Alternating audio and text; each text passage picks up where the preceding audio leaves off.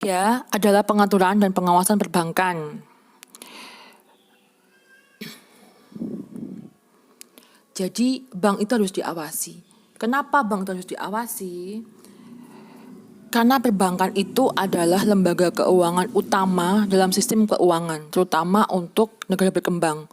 Di Indonesia, bahkan perbankan itu menguasai 90% aset industri menengah, industri keuangan maksudnya. Ya.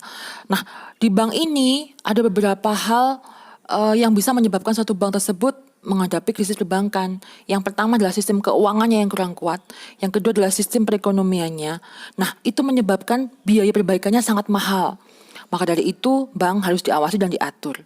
Karena bank itu adalah sistem dalam sistem. Jadi dia itu adalah satu sistem tersendiri, tapi dia harus ikut sistem.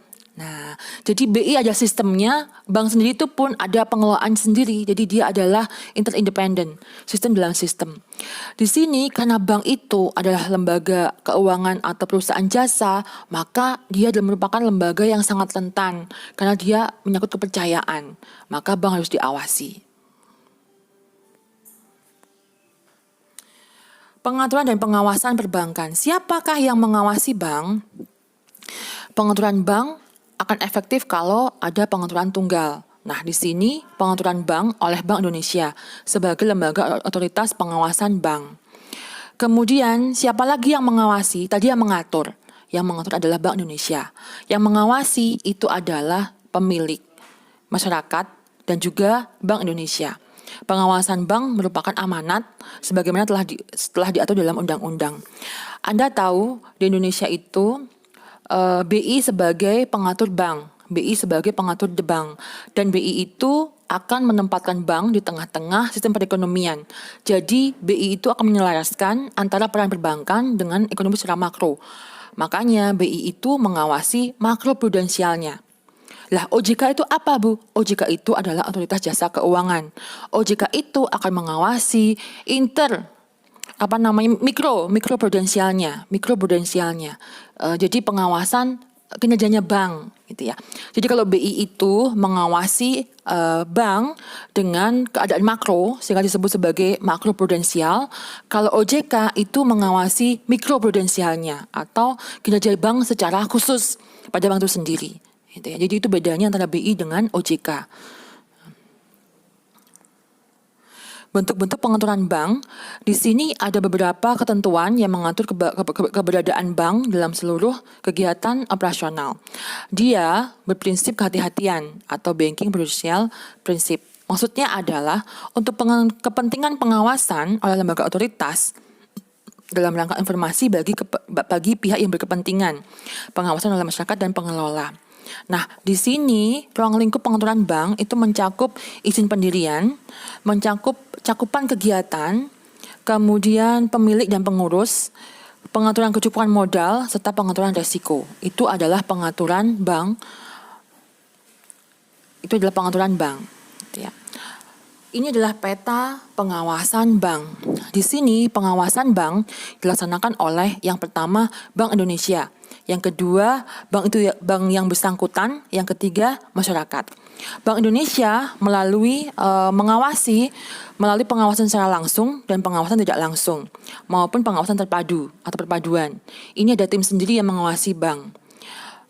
Di sini pengawasan BI itu berupa laporan hasil pengawasan atau LHP, kemudian laporan hasil analisa, kemudian database dan profil bank. Ini adalah pengawasan oleh BI. Oleh masyarakat itu diawasi melalui yang pertama, pengawasan atau analisis pasar, analisis publik dan laporan keuangan.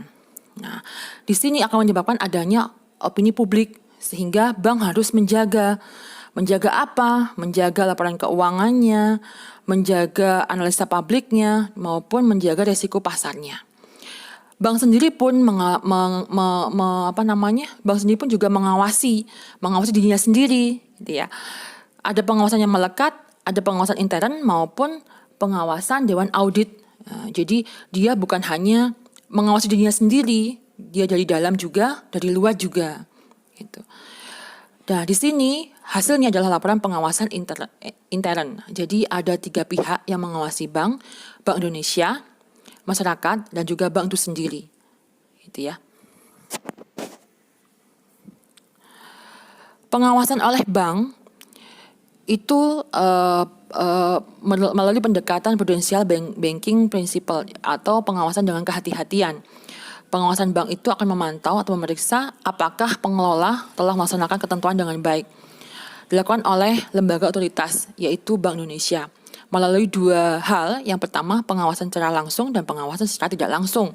Pengawasan secara langsung itu mendatangi dan memeriksa bank secara umum, secara periodik gitu ya. Jadi selalu ada pengawasan dari BI yang datang langsung ke bank.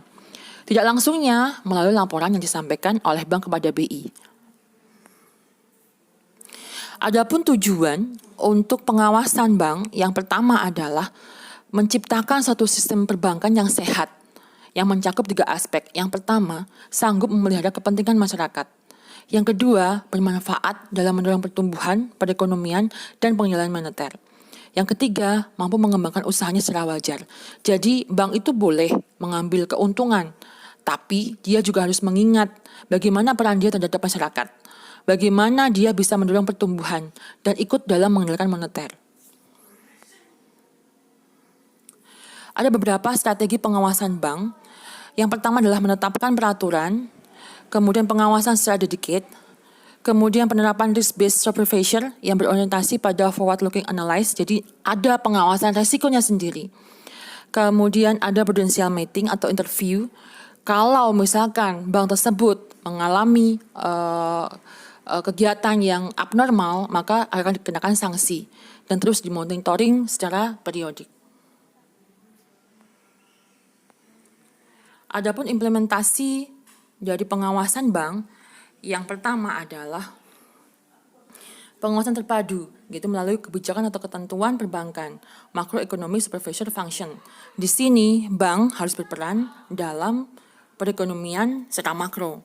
Yang kedua, full responsibility dalam pengawasan individual bank. Jadi bank itu harus penuh dengan tanggung jawab, mempertanggungjawabkan semua yang dilakukannya.